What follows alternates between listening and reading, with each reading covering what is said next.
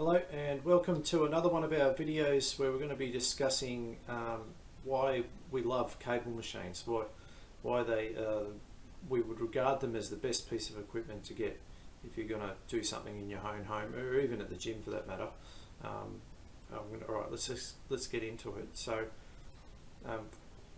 obviously the main reason why I love the cable machine so much is because you can do thousands of different exercises, just endless combinations of ways to do a workout that can enhance strength, stability, power, coordination, movement, skill, just about anything.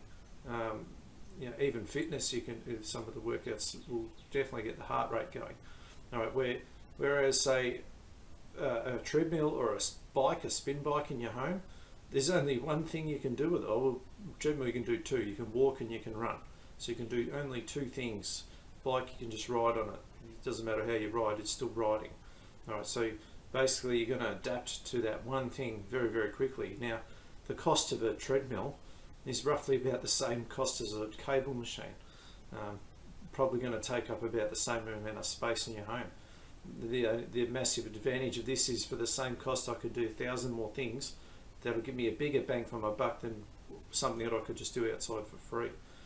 Spin bike, yeah, well, I suppose it's a little bit better than a treadmill in my opinion, but again, you could ride a bike outdoors. Now, obviously, if you're living in a cold environment, where it's frozen over, at certain times of the year, that might be handy to have a treadmill, but I would still rate this way more important to you than that for the reasons I'm about to show you.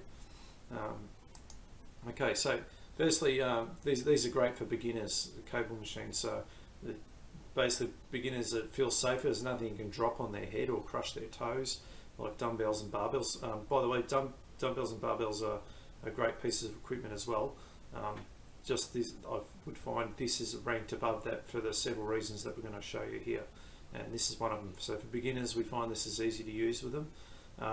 At times we can use the cable to actually assist them with some things they can't do, so we can actually unload people using this in a certain way to unload lunges and squats. So things they can't even do with their own body weight, we can use a cable machine to assist with. So as much as it can be used as a way to hurt you in a good way, it can also be used to help you. Exercises can easily be modified, so it's very easy to move things around and change it and be very to make it more specific to your needs.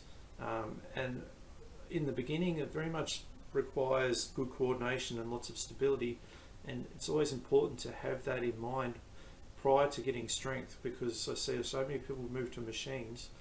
Machines can provide strength without coordination and stability, but in the real world you will never get stronger without coordination and stability first. So that's why these things are so good for beginners, because what do they lack more? Before they lack their strength, they don't have those two things, and this is why we use them so extensively with beginners and rehabilitation as well. For weight loss, it's great because massive metabolic demand. Almost every muscle is being used on these machines. So again, you can vary the speed from slow to fast really easy. So you can, as you get better at things, you can make it even more tiring. And again, the endless combinations keep the body constantly guessing, and you can never really adapt to anything. It always feels different, because there's just so many different ways to come up with exercises on this equipment. For rehabilitation, it's very important for this. We use this a lot in rehab for the simple reason that there's no compression on the joints, because the load's not gravity based. It can be if we want it to be by placing it lower to the column stack, as you can see here. So there's bigger requirement on the legs in this particular exercise, same with this one. But if I just move that cable up higher, there's no gravity, there's no squashing of knees, thoracic spine, lumbar spine. The load's being moved away from the body, not on top of it, like body weight, barbells, kettlebells, dumbbells. The resistance is working with gravity, trying to squash you. We're not trying to squash here, so it's excellent. Again, like with beginners, it enhances movement, and again, like with beginners, it enhances mobility, and especially with the thoracic spine, there's so many ways we can encourage rotation, where all the ones that are trying to squash you don't encourage rotation. They're just encouraging you to sort of extend up So we get extending up and rotation. That's why it's so awesome. Again, excellent for core activation and stability. And if we go into the next one, so with in regards to core strength, this one activates the slings the most. All right, so if you're not familiar with the slings, there's plenty of articles on our website about that, YouTube videos as well. So where we activate posterior sling, so this one where he's pulling through the right hand and the left leg is the stabilizer, very much what you use when you run. The anterior sling, which is the front, very much what you use when you throw balls and do pushing actions. Again, in the running, it's in the anterior phase. And yeah, so these exercises enhances this big time. The best part about it, it does standing up, so I hear so much core training like planks and all various versions of isolated abdominal. They are not core exercises, they are isolated abdominal exercises. Core exercises are where you're using the outer unit, being the legs, the arms, in combination with the inner unit being the stabilizers of the spine.